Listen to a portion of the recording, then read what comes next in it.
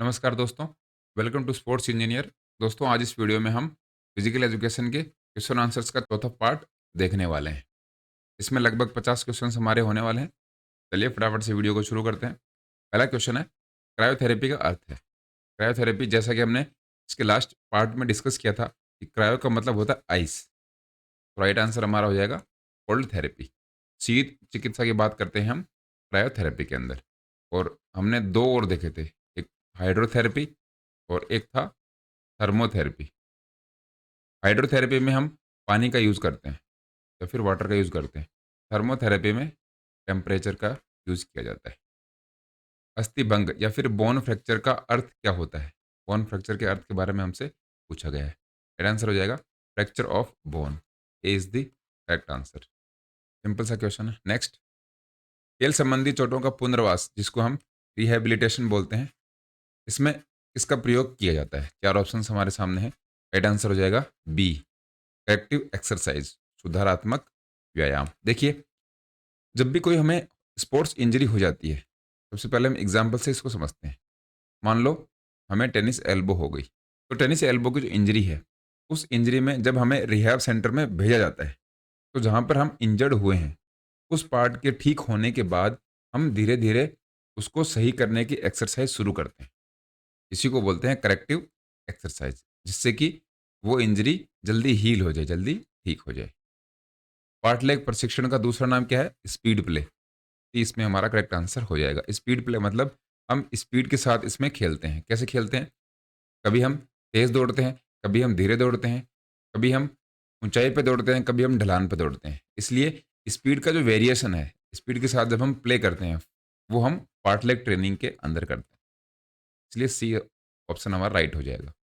Flexibility विकसित करने की सबसे प्रभावी पद्धति है। देखिए, फ्लेक्सिबिलिटी को डेवलप करने की हमसे सबसे इफेक्टिव मेथड पूछा गया है, वो कौन सा है? राइट आंसर हमारा हो जाएगा slow stretching and holding method. ये किस तरीके से काम करता है? मान लीजिए आप ज़मीन पे बैठे हो और ज़मीन पे बैठने के बाद आप आगे की तरफ बैंड होते हो। तो ये जो पोजीशन है, इस पोजीशन में आपको धीरे-धीरे आना है। स्लोली-स्लोली आप इस पोजीशन में आते हो और आने के बाद आपको होल्ड करना है। अब होल्डिंग जो टाइम होगा, वो आपकी कैपेसिटी के ऊपर डिपेंड करता है। पहले स्टार्टिंग में 10 सेकंड है, उसके बाद में 20 सेकंड, ऐसे करते-करते आप 5 से 10 मिनट तक भी इसको होल्ड कर सकते हो। इसलिए फ्लेक्सिबिलिटी को डेवलप करने के लिए सबसे बेस्ट अगर मेथड की बात करें, तो वो होता है स्लो स्ट्रेचिंग और होल्डिंग मेथड। सबसे पहले आपको धीरे-धीरे यहाँ तक स्ट्रेच करना है, जिससे कि आपकी जो स्पाइनल कॉर्ड है, यहाँ से लेकर पैरों के जो मसल्स हैं, वो सभी स्ट्रेच हो जाएँगी। उनमें सभी में फ्लेक्सिबिलिटी आ जाएगी। और जब फ्लेक्सिबिलिटी आ जाती है, उसके बाद में आपको उस पोजीशन में जहाँ पर आपकी मैक्सिमम लिमिट है, वहाँ पर इसको होल्ड करना होता है। उससे क्या होगा? हमारी फ्लेक्सिबिलिटी इम्प्रूव हो जाएगी। सर्किट ट्रेनिंग से विकसित की जाती है। सर्किट ट्रेनिंग से हम क्या डेवलप करते हैं? राइट आंसर हो जाएगा strength endurance. D is the correct answer. देखिए, सर्किट ट्रेनिंग में 10 से लेकर 12 स्टेशन बने होते हैं। स्टेशन का मतलब ये हो गया, मान लो यहाँ पर आपको एक एक्सरसाइज़ करनी है, यहाँ पर दूसरी। ऐसे एक सर्किट टाइप का बना होता है। इस सर्किट के अंदर 10 से 12 एक्सरसाइज हमें करने को मिलती हैं। इस पूरी जो प्रोसेस है, ये जो ट्रेनिंग है, इसको हम बोलते हैं सर्किट ट्रेनिंग। और इस सर्किट ट्रेनिंग में हमारी स्ट्रेंथ एंडोरेंस है, जो शक्ति सहनशीलता है, वो डेवलप होती है, उसका विकास इसके अंदर होता है। जब मोच हो तब हमें क्या करना चाहिए? स्प्रेन की बात हो रही है। स्प्रेन का मतलब हमने देखा था, स्प्रेन की चोट जो होती है, वो लिगामेंट इंजरी के अंदर आती है। अगर हमें एग्ज़ाम में ये पूछा जाए कि स्प्रेन और स्ट्रेन में ज़्यादा डेंजरस, ज़्यादा सीवियर, ज़्यादा खतरनाक कौन-सा है? तो हमारा ऑप्शन वहाँ पर स्प्रेन हो जाएगा, क्योंकि लिगामेंट की इंजरी ज़्यादा सीवियर होती है, ज़्यादा सीरियस इंजरी होती है। इसका राइट आंसर क्रायोथेरेपी हो जाएगा। B is the correct answer. जब हमें मोच लग जाती है, स्प्रेन इंजरी हो जाती है, तो क्रायोथेरेपी का यूज़ करते हैं। क्रायोथेरेपी में आइस का यूज़ किया जाता है।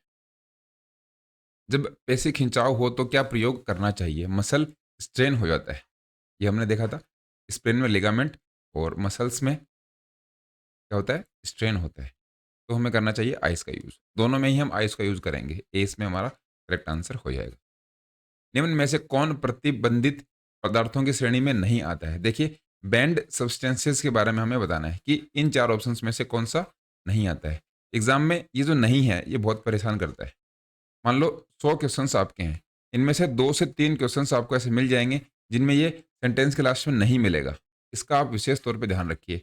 आप कितनी भी कोशिश कर लो, अगर एग्ज़ाम में 3 ऐसे क्वेश्चंस हैं जिनमें नहीं पूछा गया है, 3 में 1 तो आपका पक्का गलत होगा, आप कितनी भी कोशिश कर लो।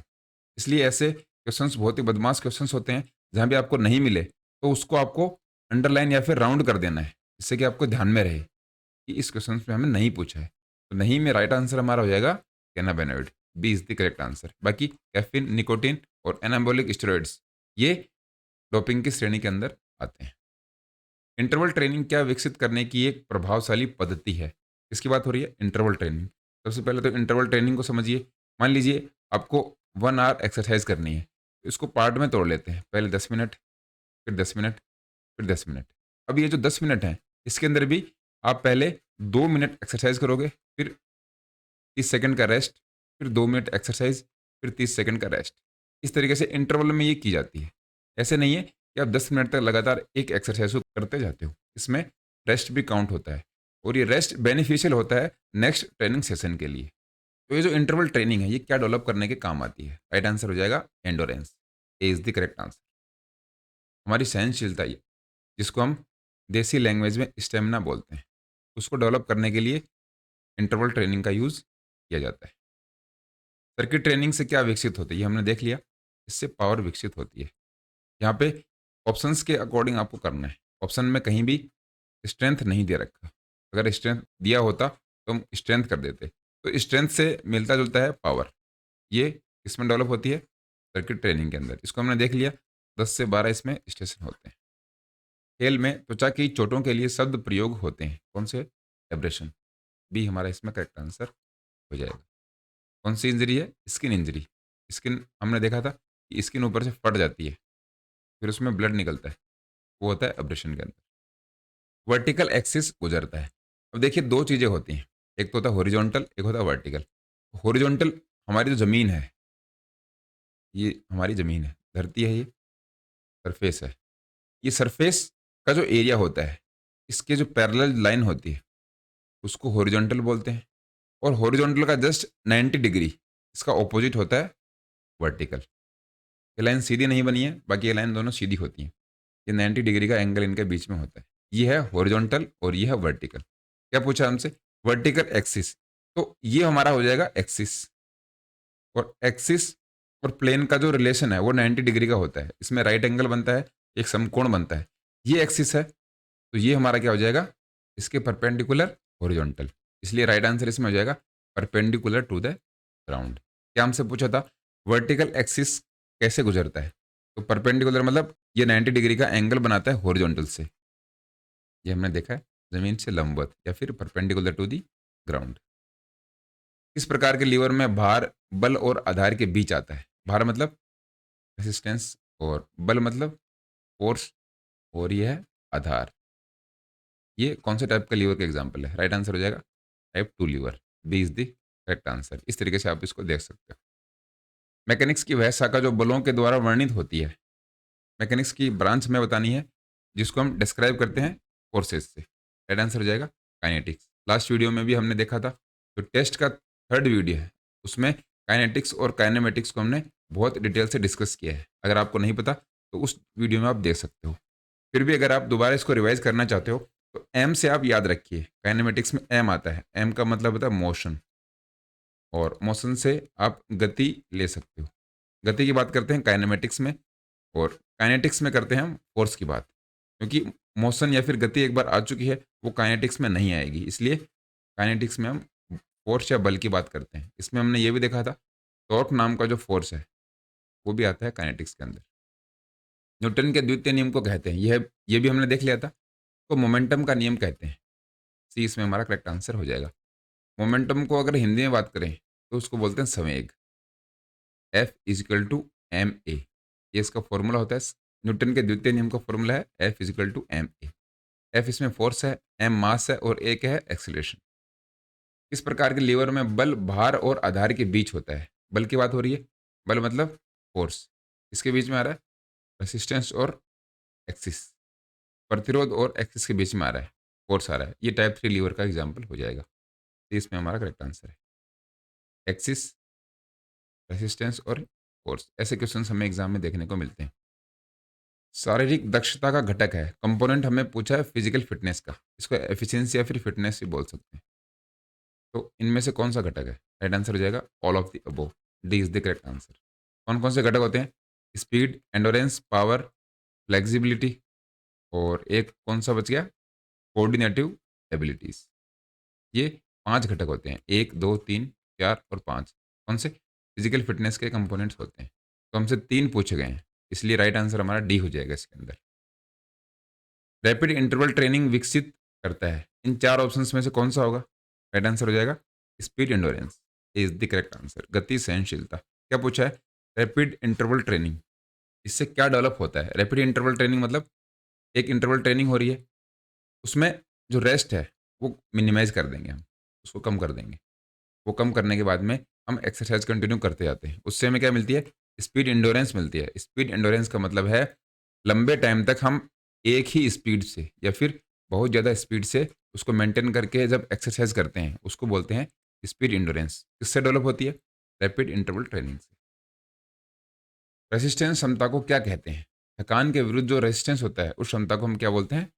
सहनशीलता या फिर एंडोरेंस। तो इसमें हमारा करेक्ट आंसर हो जाएगा। जब भी कोई हम एक्सरसाइज करते हैं, एक्सरसाइज करने के बाद में हमें थकान महसूस होती है, तो उस थकान महसूस होने के बाद भी जब हम कंटिन्यूस एक्सरसाइज करते जाते हैं, उसको ही हम एंडोरेंस बोलते हैं। उसको क्या बोलते हैं? सहनशीलता बोला जाता है, जब हम फटीग के अगेंस्ट काम करते जाते हैं।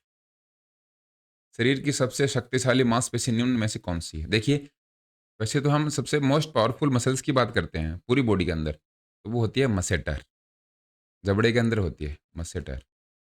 लेकिन इन 4 ऑप्शंस में से हमसे पूछा गया है कि इन 4 में सबसे पावरफुल कौन-सी है? राइट आंसर हो जाएगा triceps surae. C is the correct answer. कहाँ पर होती है? सबसे इम्पोर्टेंट बात तो ये है, ये हमारी लेग्स में होती है। देखते हैं कहाँ पर है? ये देखिए, ये है ट्राइसेप्स सूरे। 3 मसल्स का ग्रुप होता है ट्राइसेप्स सूरे। गैस्ट्रोनोमियस, सोलिस और एक मसल और होती है इसके अंदर। टोटल 3 मसल्स हैं, इसलिए इसका नाम ट्राइसेप्स। ध्यान में रखना आपको, आपसे एग्ज़ाम में पूछ सकते हैं। फ्रीक्वेंसी मेथड में क्या होता है? दोनों ऑप्शन हमारे सही हो जाएँगे, ए और बी। व्यायाम की तीव्रता बहुत अधिक होती है और व्यायाम की मात्रा भी अधिक होती है। एक्सरसाइज की इंटेंसिटी देखिए, सबसे पहले तो समझिए आप फ्रीक्वेंसी को। फ्रीक्वेंसी मतलब तीव्रता। आप कितनी बार उस एक्सरसाइज को करते हो।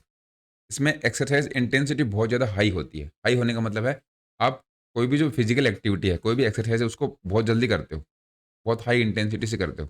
मतलब आपकी कैपेसिटी 100 किलो वज़न उठाने की है, तो आप 100 किलो वज़न के आसपास ही वज़न उठाओगे। ऐसे नहीं है कि 100 केजी वज़न के बजाय आप 50 केजी वज़न उठा रहे हो। इसका मतलब ये हो गया आपकी इंटेंसिटी बहुत ज़्यादा हाई है। आपको वो एक्सरसाइज़ करने के बाद में बहुत ज़्यादा थकान महसूस होगी।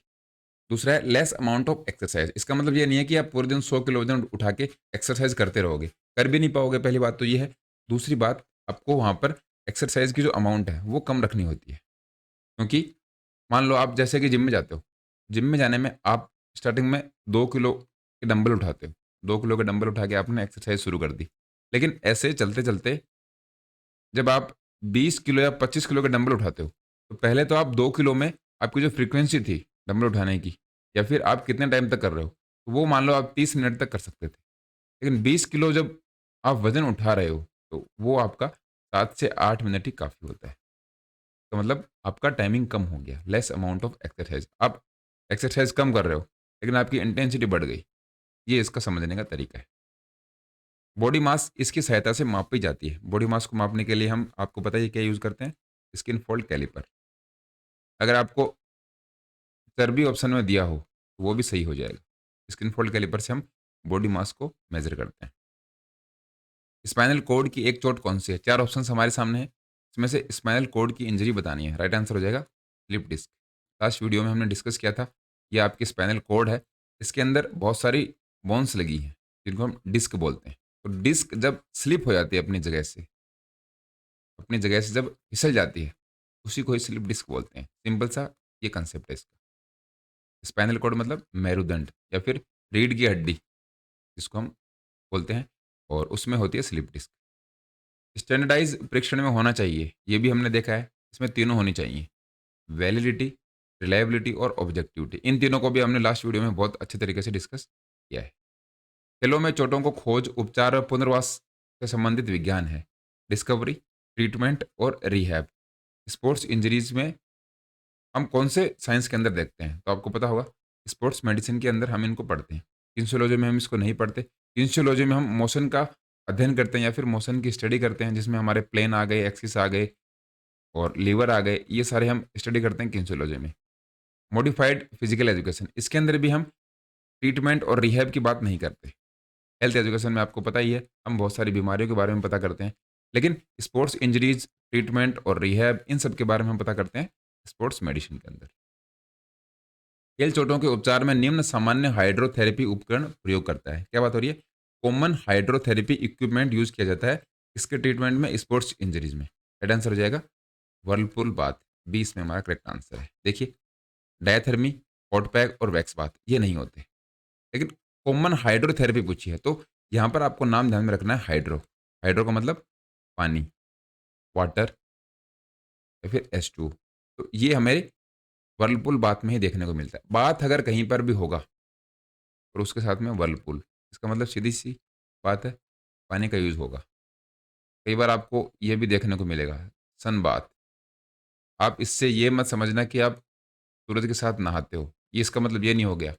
विटामिन डी की जब कमी हो जाती है तो उसको सन बाथ लेने के लिए बोला जाता है, सुबह 11 बजे से पहले।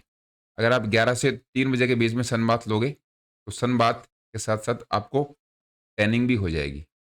टैनिंग का मतलब है, आपकी जो स्किन है उसके ऊपर एक लेयर जम जाएगी और उससे आपकी जो विटामिन डी है, वो तो आपको मिले ना मिले, बाकी अल्ट्रावायलेट जो रेज़ हैं, उससे आपकी स्किन डैमेज भी हो सकती है। इसलिए 11 बजे तक विटामिन डी लेनी चाहिए, उसको हम सनबाथ बोलते हैं। इसलिए बात से आपको कन्फ्यूज़ नहीं होना है।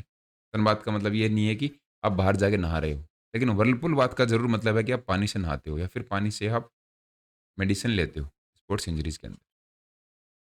लचीलेपन के प्रशिक्षण के लिए इसका उपयोग होता है। फ्लेक्सिबिलिटी ट्रेनिंग के लिए किसका उपयोग होता है? Right answer is ballistic method. D is the correct answer. सबसे पहले देखिए, पेस रेस है। पेस रेस मतलब आप तेज़ गति से दौड़ते हो। तो तेज़ गति से दौड़ना फ्लेक्सिबिलिटी के अंदर नहीं आता। प्लायोमेट्रिक्स है, ये आपकी जो एक्सप्लोसिव स्ट्रेंथ है, एक्सप्लोसिव स्ट्रेंथ को मेज़र करने के काम आता है प्लायोमेट्रिक्स। इसमें क्या होता है, जनरली आप जंपिंग एक्सरसाइज़ है, वो करते हो। जंपिंग जैक हो गया या फिर कोई आपके सामने ऑब्जेक्ट पड़ा है, उसके ऊपर आप एक बार यहाँ पर कूदते हो, उसके बाद उसको सामने जंप करते हो, ये प्लायोमेट्रिक्स के अंदर आता है। एक्सेलरेशन रन मतलब आप पहले नॉर्मल दौड़ रहे हो, उसके बाद में आपको आप तेज़ दौड़ रहे हो, ये आता है एक्सेलरेशन रन। लास्ट में बैलिस्टिक। बैलिस्टिक के अंदर आप रिदम में एक्सरसाइज करते हो और उससे आपकी फ्लेक्सिबिलिटी इंप्रूव होती है। कैसे होती है? मान लीजिए आप खड़े हो और अब आपको फ्लेक्सिबिलिटी एक्सरसाइज करनी है, तो आगे की तरफ आप बेंड होते हो। मान लो आप ऐसे खड़े हो और ये आपके पैर हैं, आगे की तरफ आप बेंड हो रहे हो। बेंड आप सीधे नहीं होते हो, पहले थोड़े से आगे जाते हो, फिर पीछे, फिर आगे, फिर पीछे, फिर आगे, फिर पीछे। इस तरीके से आप करते जाते हो और धीरे-धीरे, धीरे-धीरे आपके जो हाथ हैं, वो यहाँ पर ज़मीन पे टच होना शुरू हो जाएँगे और आपको पता भी नहीं चलेगा। इसलिए ये जो तरीका है, इस तरीके को ही हम बोलते हैं बैलिस्टिक, क्योंकि आप इसमें रिदम में एक्सरसाइज करते हो। तो इसमें जो आपकी फ्लेक्सिबिलिटी है वो कहाँ की मिल गई? आपकी जो बैक है और लेग्स की फ्लेक्सिबिलिटी आपको यहाँ से मिल जाती है। इसलिए बैलिस्टिक जो मेथड है वो फ्लेक्सिबिलिटी का स्टार्टिंग का मेथड है। सबसे स्टार्टिंग में जब आपको फ्लेक्सिबिलिटी एक्सरसाइज करनी हो, तो उसमें आप बैलिस्टिक का यूज़ करिए। सबसे अच्छा स्ट्रेच एंड होल्ड होता है, लेकिन बैलिस्टिक का यूज़ आपको सबसे पहले करना है। उसके बाद में जो एडवांस स्टेज है, वो होती है स्ट्रेच एंड होल्ड। एक अक्षीय संधि का कारण कौन-सा है? एक्सियल जॉइंट की बात करिए, ए एक्सियल मतलब एक ही अक्ष में आपका जो जॉइंट है, वो मूव कर सकता है। तो उसका एग्ज़ाम्पल एक हिंज जॉइंट ही होता है। ये हमारा इसमें करेक्ट आंसर हो जाएगा। ये भी आपको पता होना चाहिए, हिंज जॉइंट कहाँ होता है? हमारे एल्बो है और नी, घुटनों में हिंज जॉइंट होता है। क्योंकि आपकी जो एल्बो है, वो आगे की तरफ ही मूव होती है। ये पॉसिबल नहीं है कि आप इसको पीछे की तरफ लेकर जाओगे। ये तभी पॉसिबल है जब आपका जॉइंट डिसलोकेट हो जाएगा या फिर यहाँ से आपका जॉइंट टूट जाएगा। इसलिए एक अक्ष या फिर एनएक्सियल जॉइंट होता है हिंज जॉइंट। बल का सूत्र हमने देखा था, F इज़िकल टू ma। 20 में हमारा करेक्ट आंसर हो जाएगा। m इसमें मास है, जिसको हिंदी में द्रव्यमान बोलते हैं, और a इसमें है एक्सेलरेशन, जिसको हिंदी में बोलते हैं त्वरण। इसका फॉर्मूला है बल का, और न्यूटन के दूसरे नियम में ये फॉर्मूला दिया गया था। किन्सियोलॉजी का पिता किसको माना जाता है? अरस्तु को। तो इसमें हमारा करेक्ट आंसर हो जाएगा। बहुत सारी एग्जाम्स में ये क्वेश्चन पूछा गया है कि किन्सियोलॉजी के फादर कौन है, या फिर फादर ऑफ किन्सियोलॉजी, वो है अरिस्टोटल, अरस्तु जिसको हम बोलते हैं। ऑफर यूथ फिटनेस टेस्ट 1958 में, उसमें कितना आइटम थे? राइट आंसर हो जाएगा 7 आइटम थे इसके अंदर।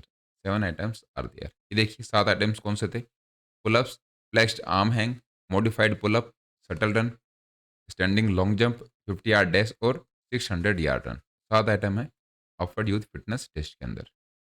फ्लेक्सिबिलिटी कितने प्रकार की होती है? वो होती है 2 प्रकार की। 20 में हमारा करेक्ट आंसर हो जाएगा। कौन सी होती है? एक है स्टैटिक, दूसरी है डायनेमिक। स्टैटिक मतलब आप एक जगह पे बैठ के, एक जगह पे खड़े होके जो फ्लेक्सिबिलिटी एक्सरसाइज करते हो, वो होती है स्टैटिक। और आप मूविंग कंडीशन में हो, चल रहे हो, वो होती है डायनेमिक के अंदर। काइनेसिस शब्द का अर्थ क्या होता है? गति। ए इसमें हमारा करेक्ट आंसर हो जाएगा। किनेसिस, काइनेसिस कुछ भी इसको बोल सकते हो। आपको ध्यान में रखना है काइनेसिस का मतलब मोशन से लिया गया है।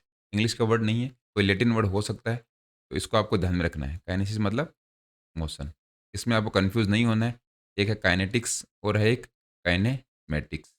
ये 3 नाम आपके सामने आ गए। काइनेटिक्स, काइनेमेटिक्स और काइनेसिस या फिर किनेसिस। काइनेटिक्स के अंदर हम किसका अध्ययन करते हैं? फोर्स की स्टडी करते हैं। काइनेमेटिक्स में मोशन, और काइनेसिस का मतलब भी मोशन होता है। तो काइनेसिस, काइनेमेटिक्स ये इन्हीं से सब मिलके बने हैं। नीचे दिए गए विकल्पों में से कौन सा संगठन का सिद्धांत नहीं है? Not a principle of organization. वापस एक नोट का क्वेश्चन आ गया, बहुत परेशान करने वाला है ये, ध्यान में रखना है। नोट एग्जाम में आपके गलत हो सकते हैं, तो क्वेश्चन को आप बहुत अच्छे तरीके से समझिए।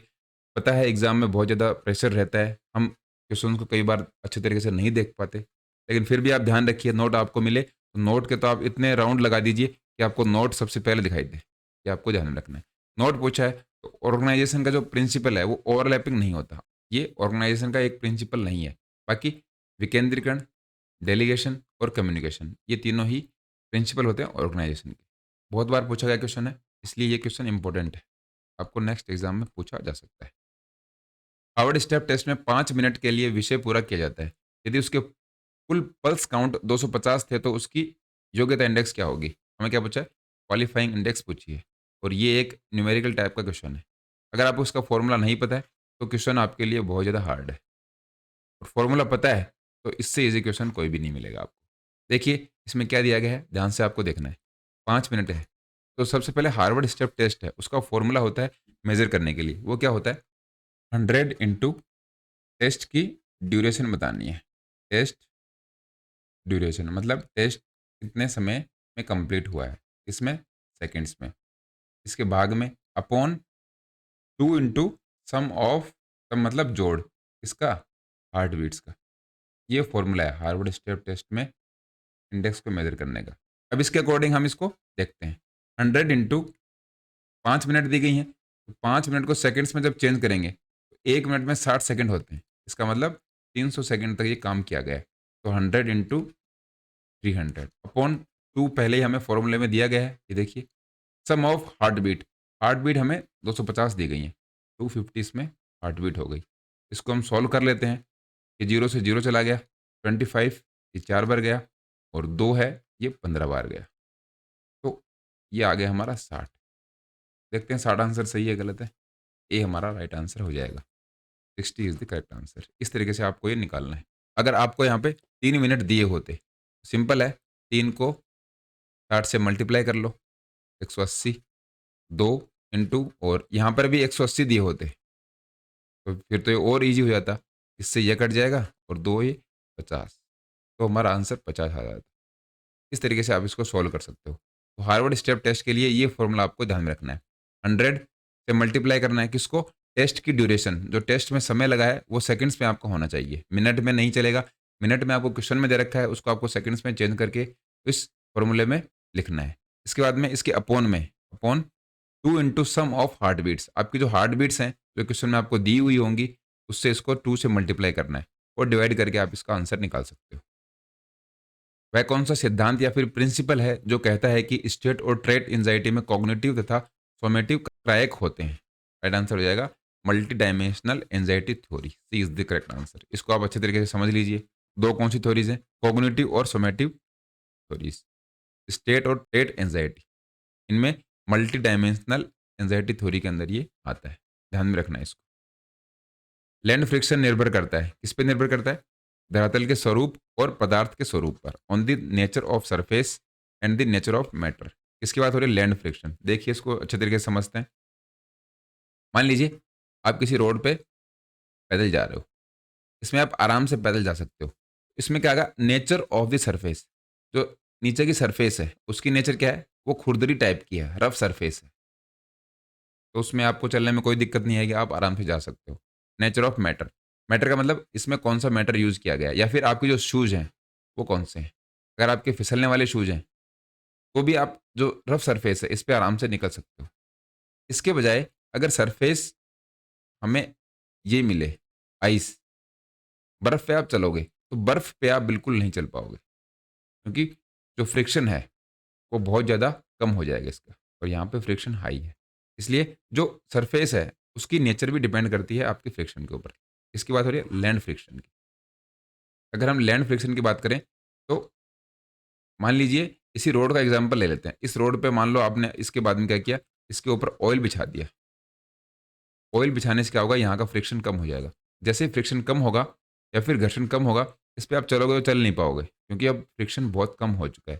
फिसल के नीचे गिर जाओगे। जो मैटर है उसकी नेचर भी पदार्थ के स्वरूप पर भी डिपेंड करता है, और धरातल के स्वरूप पर भी डिपेंड करता है लैंड फ्रिक्शन। द्रव्यमान और वजन किस द्रव्य के दो आयाम हैं इनमें से? बहुत इंपॉर्टेंट क्वेश्चन है, आराम से समझना है। पहले इसका आंसर देख लेते हैं। द्रव्यमान निश्चित होता है किंतु वजन परिवर्तित होता रहता है। Mass is fixed but weight varies. इसको समझ अच्छे तरीके से। मान लीजिए आपका वजन है 80 किलोग्राम और आपका कोई न कोई मास भी है। अब देखिए ये जो 80 किलोग्राम है वो आपका कहाँ पर है? अर्थ के ऊपर है। और मास का क्या मतलब होता है? सबसे पहले तो ये समझिए, मास मतलब आप किससे बने हो। आपके अंदर हड्डियां हैं, सर पे बाल हैं, मसल्स हैं, आपकी बॉडी में ब्लड है, ये सारी चीज़ें हैं, पानी है, इन सब चीज़ों से आप बने हो। उसको हम मास बोलते हैं, या फिर उसको हम द्रव्यमान बोलते हैं। ये आपका कभी चेंज नहीं होगा। आप दुनिया में कहीं भी चले जाओ या फिर दुनिया छोड़ के भी कहीं चले जाओ, आप धरती छोड़ दो तब भी आपका मास सेम रहेगा। धरती, आकाश, पाताल कहीं भी चले जाओ, मास आपका चेंज नहीं होने वाला। लेकिन आपका जो वेट है वो चेंज ज़रूर हो जाएगा, क्योंकि डिपेंड करता है ग्रेविटेशनल फोर्स या फिर गुरुत्वाकर्षण बल के ऊपर डिपेंड करता है वेट, मास नहीं करता। वेट डिपेंड करता है, क्योंकि इसका फॉर्मूला ही होता है W equal to M G. W equal to M G मतलब एम का मतलब मास, और मास के साथ में जब ग्रेविटेशनल फोर्स की मल्टीप्लाई हो जाती है तो वो हमारा बन जाता है वेट। इसलिए ग्रेविटेशनल फोर्स किसके अंदर आती है? वेट में। मास में ग्रेविटेशनल फोर्स काम नहीं करती, वो आपका वैसे का वैसा सेम रहता है। अगर आप चांद पे चले जाओगे तो इस वजन में आपको फर्क मिलेगा, और चांद के अलावा और कहीं चले जाओगे तब भी आपके वजन में फर्क हो सकता है। ये वजन आपका धरती पे है। इसलिए अगर आप बहुत ज़्यादा वेट महसूस करते हो कि मेरा वजन 120 किलो हो गया है, तो धरती पे आपका 120 किलो है। आप मार्स पे चले जाओ। आप अगर मार्स या मंगल पे चले जाओगे तो आपका वेट कम हो सकता है। मान लो वहाँ पर 25 किलो वेट हो गया। इसलिए आप ओवरवेट नहीं हो, आप गलत ग्रह पे हो। अगर आपसे आज के बाद में कोई पूछे तो आपको बता देना है कि मैं ओवरवेट नहीं हूँ, मैंने गलत ग्रह पे जन्म ले लिया है। जब मैं धरती को छोड़ दूँगा उसके बाद में मेरा वेट कम हो जाएगा। चलिए नेक्स्ट देखते हैं। शरीर में इंसुलिन की कमी के कारण क्या होता है? डायबिटीज़, बी ऑप्शन हमारा राइट हो जाएगा। इंसुलिन से संबंधित है पैनक्रियाज़।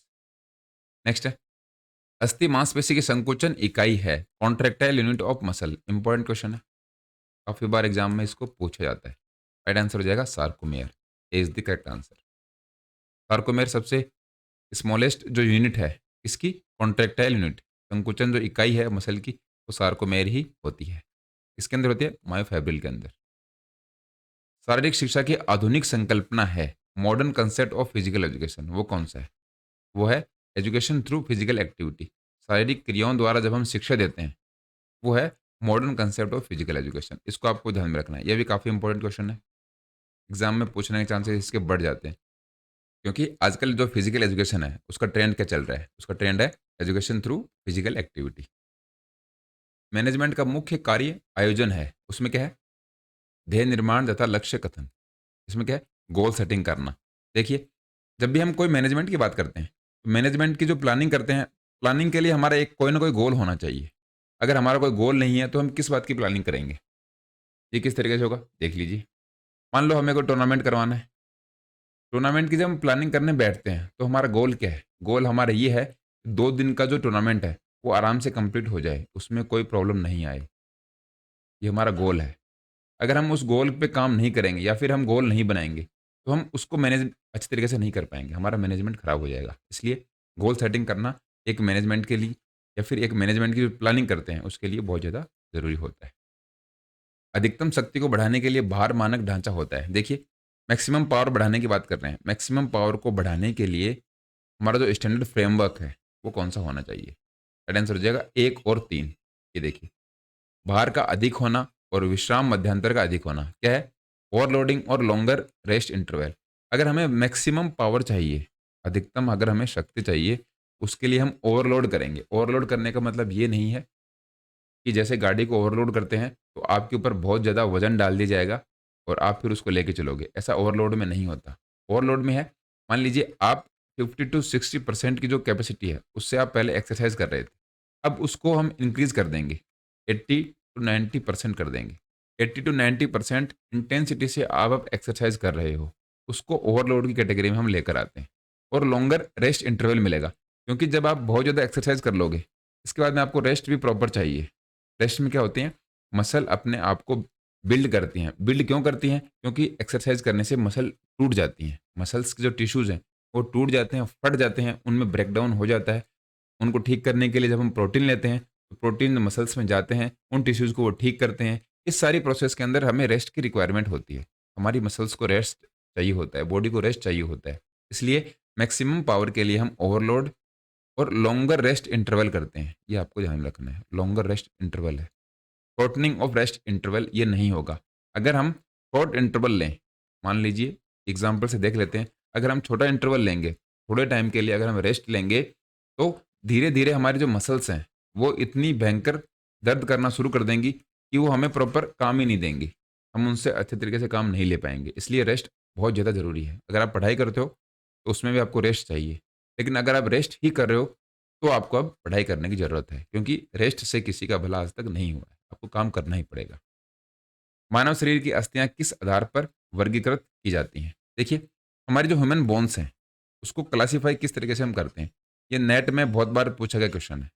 आजकल नहीं पूछते, पहले ये क्वेश्चन बहुत ज़्यादा पूछा गया है। राइट आंसर हो जाएगा मैग्नीट्यूड एंड साइज़।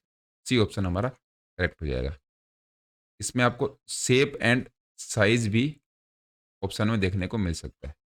मैग्नीट्यूड अभी ऐड किया है, जिससे कि अगर आजकल ये क्वेश्चन पूछा जाएगा, तो उसमें मैग्नीट्यूड या फिर परिमाण दे सकते हैं।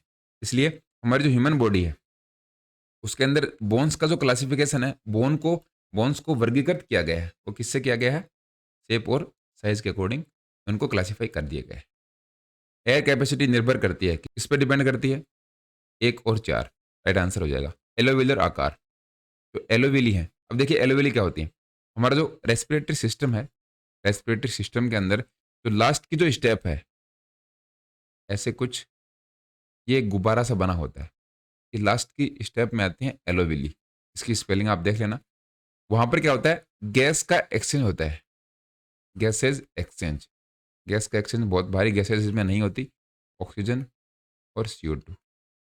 बाहर से जब हम ऑक्सीजन लेते हैं, वो हमारी बॉडी को मिल जाती हैं और CO2 वापस लेकर बाहर हम निकाल देते हैं।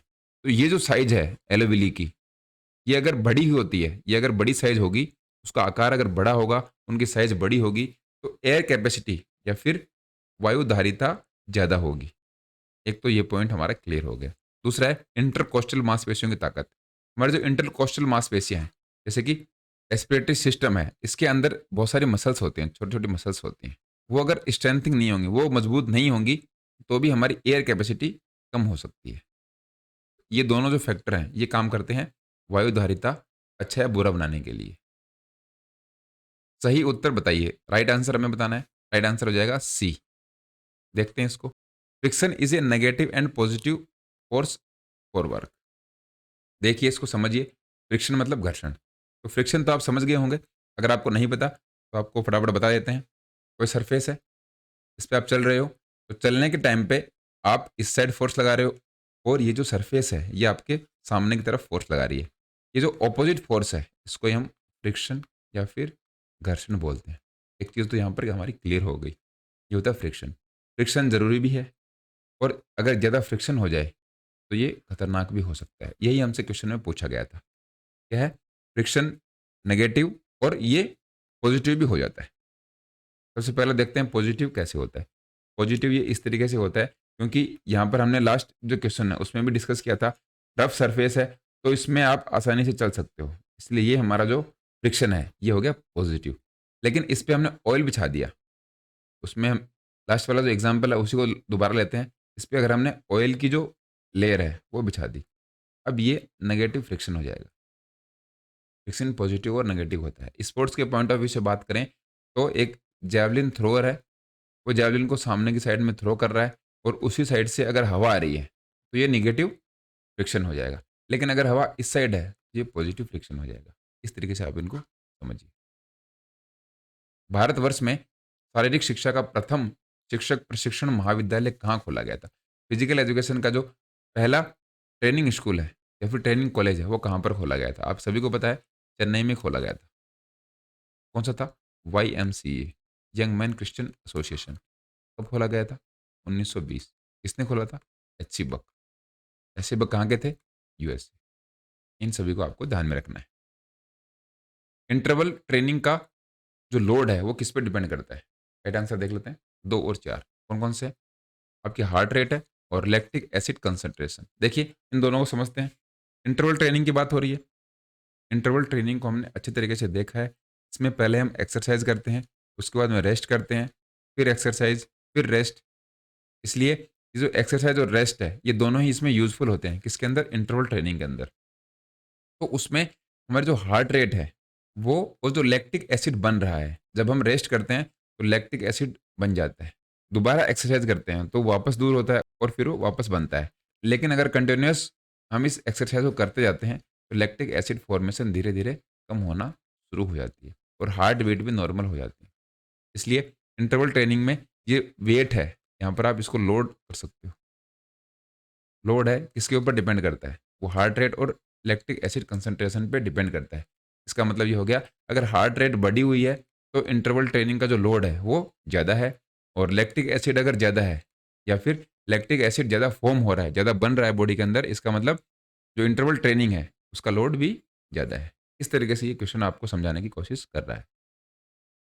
तो बस ये लास्ट क्वेश्चन था। आई होप आपको ये क्वेश्चंस सही लगे होंगे, आपको सभी ये समझ में आ भी गए होंगे।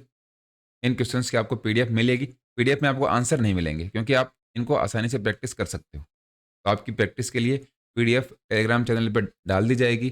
टेलीग्राम चैनल का लिंक आपको इस वीडियो को डिस्क्रिप्शन में मिल जाएगा, या फिर आप टेलीग्राम ऐप पर जाइए, वहाँ पर आप स्पोर्ट्स इंजीनियर टाइप कीजिए, वहाँ पर आपको अपना चैनल मिल जाएगा। फिजिकल एजुकेशन की और भी वीडियोज़ आने वाली हैं, तो आपकी जो नेक्स्ट एग्ज़ाम आने वाली हैं उनमें ये सारी वीडियोज़ आपके लिए हेल्पफुल होंगी। मिलते हैं अगली वीडियो में। धन्यवाद।